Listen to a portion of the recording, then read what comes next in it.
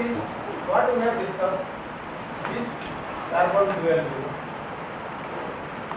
then carbon 13 by carbon 12. This is one proxy. Second proxy we have discussed oxygen O18 upon O16. So this we discussed for both ocean, water, sediment, one category. The other category is coal, ice. So how they are opposite to each other? That you have to understand now. Because from here, this contains both 18 as well as 16. This contains both 18 as well as 16. Ocean water. So from here you evaporation goes and condenses in the polar areas. So with little evaporation 16 goes. With little evaporation 16 goes and drops down here. That is why coal is rich with 16. That is why coal is rich with 16. Ice are rich with 16. 4 in 18. This is the difference. If more evaporation takes place, then more 18. More 18. More evaporation takes place, then 18 comes. More 18. So this value becomes more if more evaporation takes place. So hot weather, hot climate. That is the thing. For this we are talking. If less evaporation, normal evaporation takes place, 18 cannot go or very little amount goes. 16 is more. That is why 18 is less, so this becomes less. So cold climate. That is the thing. So opposite will true for the sediments. So sediments who will be giving this information? The benthic fossils. If you test their cell, they will provide this information. So in a hot climate, this will be less. In the hot climate, here it will be less. Hot climate. In the sediments. In the cold climate, it will be more. Cold climate. Cold climate.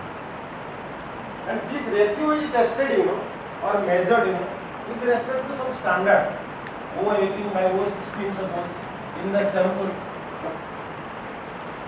How much it is more than the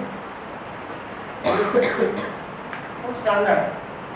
Standard means some common oceanic water, all oceanic water put together. Oceanic water put together. That is the standard. It is called SMOW. Mean oceanic water. By standard, so this gives value of O delta O18.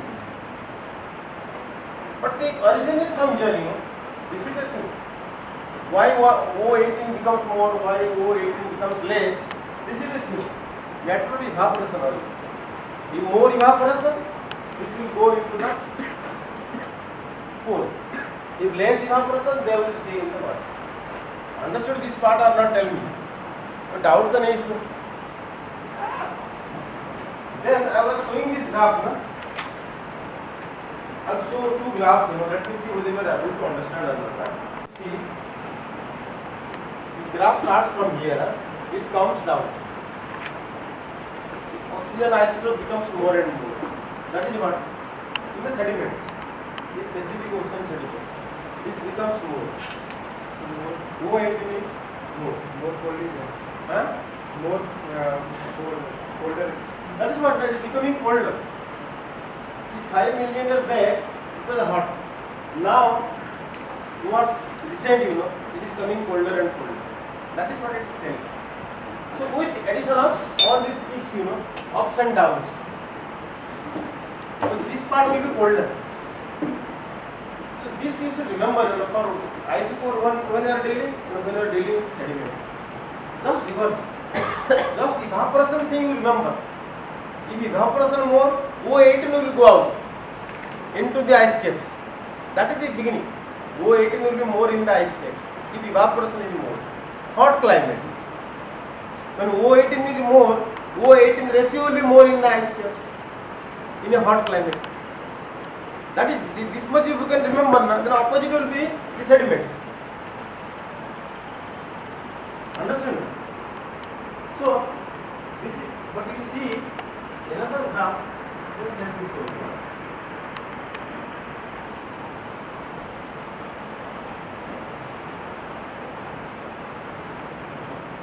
One more graph is there.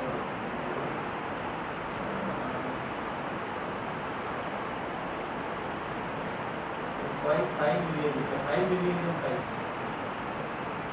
5 million from here. Pacific, where is that? This file can you read?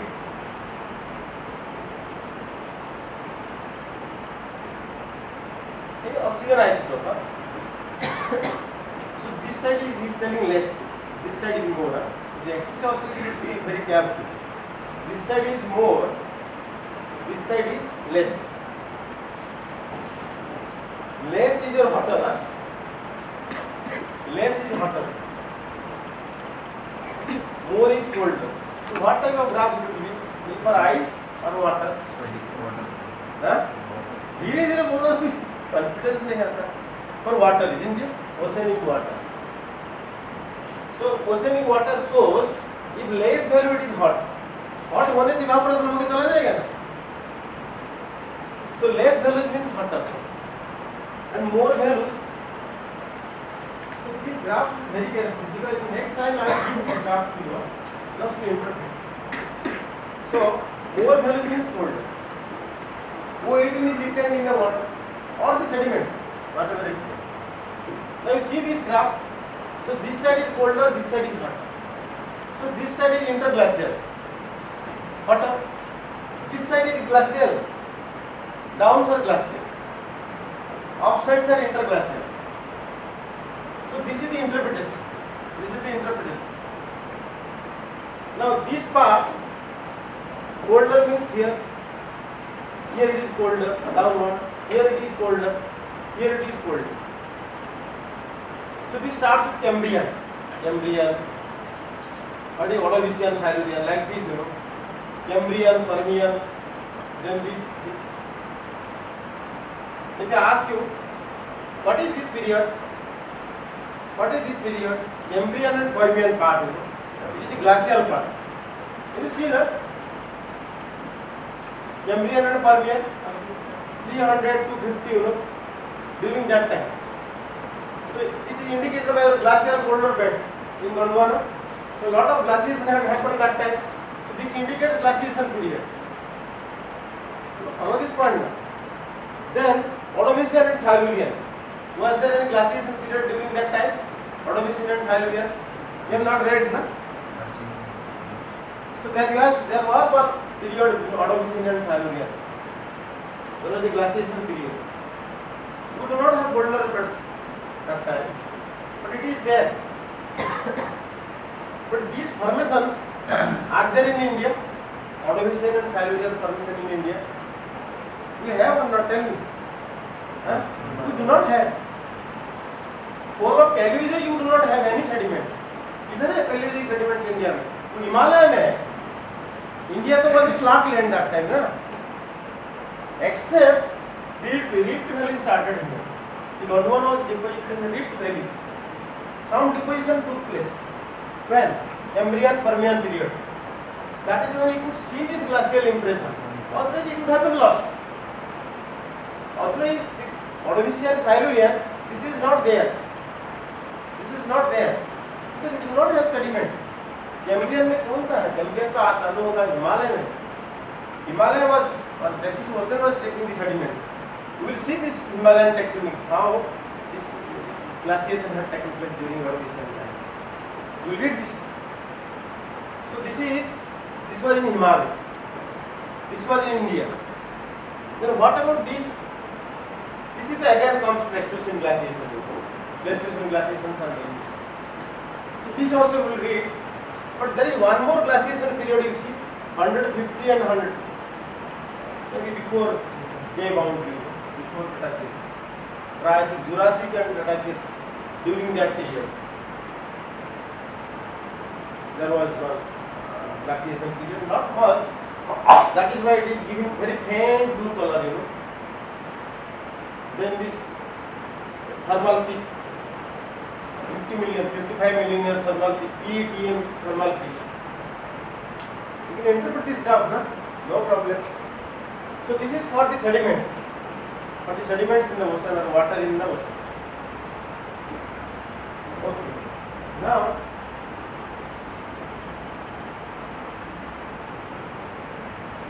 I will show you another graph.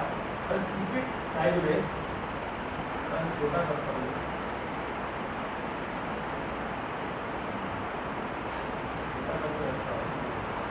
I will show you another graph.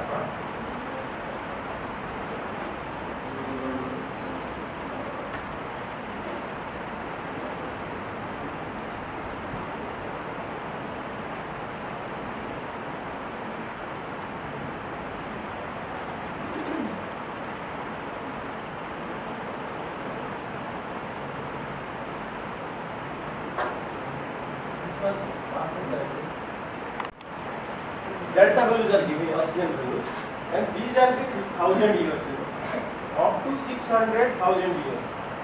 So this is 1 million years, 600,000 years. Now, see this graph.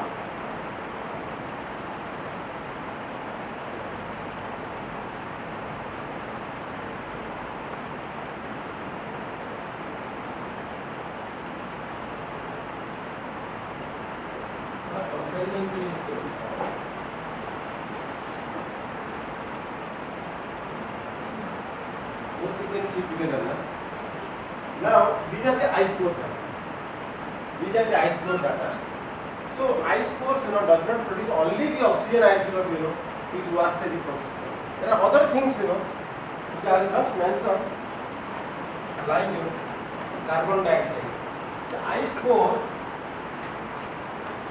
in that you have carbon dioxide bubbles, air bubbles, which you can analyze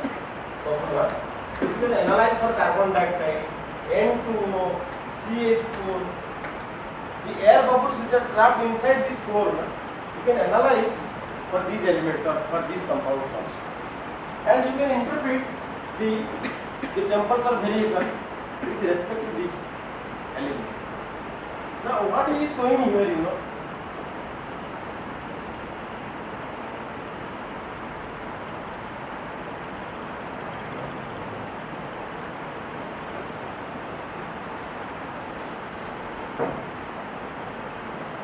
देखो थोड़ा graph. So this side is tiger, this side is oxygen isotope, this is carbon dioxide. Understood na? Carbon dioxide content and this is oxygen isotope. So carbon dioxide are increasing this way. This is the increasing trend, 360. Understood? Now these are the ups. These are the downs, ups, down, ups and down. So what does it indicate? Up means warming. This is another warming. This is another warming. This is another warming. You see the oxygen isotopes. What will happen in this case? If it is warming, what will happen to oxygen? In the ice core it will be more. Na? You see this graph. This is more.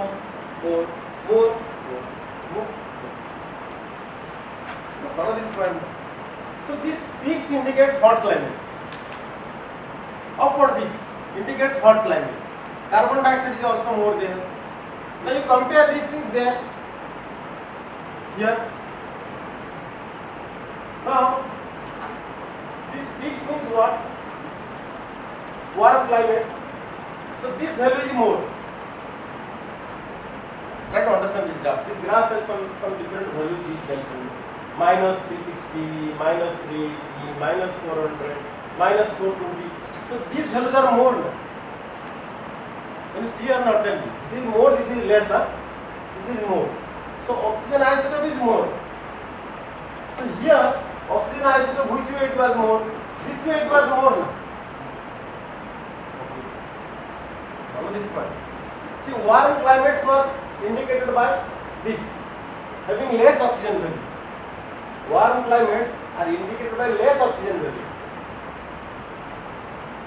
Here, warm climates are indicated by more oxygen value. Compare these two things. नहीं समझा? हाँ? Opposite. Just reverse. So if you are studying the, for getting a graph to interpret, from the ice cores, so this should be the standard. If oxygen isotopes are more, this way,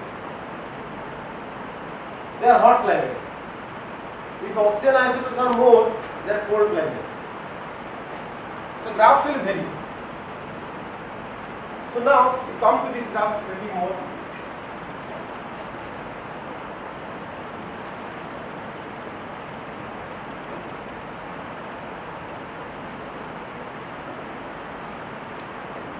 So this is from 0 to 800, something 700 or 800. Only 1 million years. Now here you see the resolution. So these peaks you see, these peaks you see, these peaks, these peaks, these peaks. That means if you have large amount of core belonging to a shorter time, what it says, suppose you have 1000 meter core over 1 million year time. So resolution will be more. You understand what is resolution? Suppose you have very thick core over a short interval of time. So resolution will be more. Your getting data will be more. Suppose you have that length core for over a large period of time, resolution will be less. You are understanding this part, I will not tell you. I will write down these things. If you have large length of core for short period,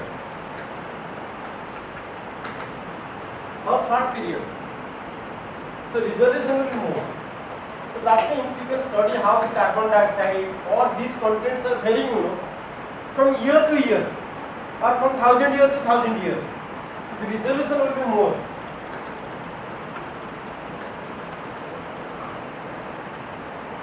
So you can study the variation. What is the variation in last 1000 years or next 1000 years? The resolution is more. So that is what ice core provides. Ice core is non-compatible, because when snow becomes ice, so just like salt bed, they fill up all the gaps, so they are very little compacted after they are being deposited. Once they are deposited, they remain like that. That is the advantage with ice. Similarly, salt once deposited crystalline form. So once this crystalline form develops, after that no compaction. But what about the sediments? The sediments can go up to 40%, 50% compaction. Suppose you have a sandstone bed. If you have a shale bed, if you have fossiliferous beds, they have a lot of porosity. 40%, 50% porosity stage at the beginning of deposition. So when they are compacted, they are all pressed, So 1 kilometer bed may come to 100 meter bed. You don't understand this part, na? So in salt tectonic class, I usually teach how much compaction it undertakes, after deposition. Salt bed, ice bed, they do not go for compaction. They remain as it is, or very little compaction. But the normal sediments, they are compacted. Diagenetic changes happen. So in case of sediments, this compaction is more. A large volume of materials are pressed. So you lose the records. Those porosities are lost. Suppose carbon dioxide is entrapped somewhere in the porous. So they are all escaped. That is why the resolution is less. You cannot talk something, resolution is less. Maybe 1 lakh year, So you may get the data after 1 lakh years. But in case of the ice core, maybe in 1000 year or 5000 year, 10,000 year, the smaller resolution, you can get the values. Now you see, you understand what I am telling you. You see these resolutions. Tell me this, suppose this is a warmer period. This is a warmer period. You understand, no? This is a warmer period. Carbon dioxide is more. You see the carbon dioxide more. Now next warming period is where? See, just take up the higher peaks. So what is the interval between them? Maybe 150 to 2000 years. And in between you have so many peaks. So resolution becomes better. So in one interglaciation period, this is the interglaciation period. So you have a gap of 1 lakh with many little interglaciations in between. So this is called this resolution, temporal resolution. You can divide the things into very smaller interval of time. But in case of sediments, this is not possible. You see the value if you see the basic sediments, see these sediments. This sediment, this resolution is not possible. Suppose this peak you are getting now, this peak you are getting. You see between them how much time has passed. This is from 5 million years to like so. So a smaller core but a large time interval. Here larger core, small time interval.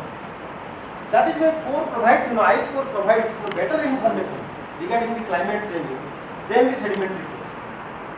But when there is no ice core as I told you, maximum 1 million year old, 800,000 years. This is the age of ice core. We do not have ice older than this. So our information is restricted to this time period. Beyond this, if you want to interpret, you have to take the case of the sediments only. So as you go to the tertiary times or the Mesozoic time, you may get information, but that resolution is very less. But Pleistocene period, the resolution is more. That is the thing. Now, you come to this graph again.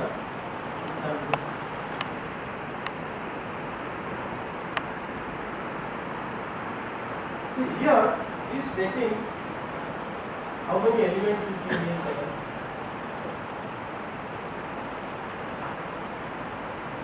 This graph also I will place on your paper.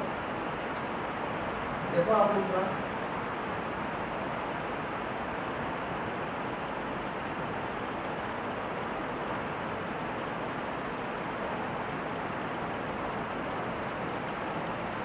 so he has taken carbon dioxide, this is methane, blue is methane, red is carbon dioxide, and green is N2. So 4 elements, 4 compounds he has taken to study the climate change.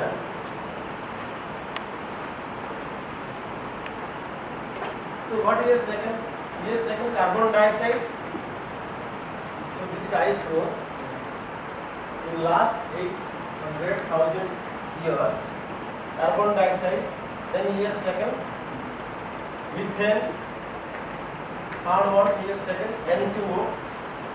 These are the things he has taken. Now you see, what is the carbon dioxide values? Carbon dioxide value, carbon dioxide red color. This is red color. NH4 is violet. And this is green. So red color you see carbon dioxide. So these are the hot periods. These are the hot periods corresponding to this value. Now similarly, you see the methane value. Methane value is also matching with them. These are the methane maxima. You see? So methane maxima is also matching. Methane maxima is matching with carbon dioxide maxima. And you go to N2O. N2O do not have a continuous record. But few, at least one, one is matching with this. Similarly, N2 of we do not have a good record of N2, but at least one is matching with this maximum. So these are the three important greenhouse gases. These are the three important greenhouse gases that contribute, that they explain that they contribute to global warming.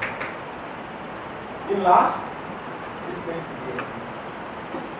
You don't understand that? This graph is very interpreted. But one more graph, what he says, this graph was understanding. One more graph, I just need.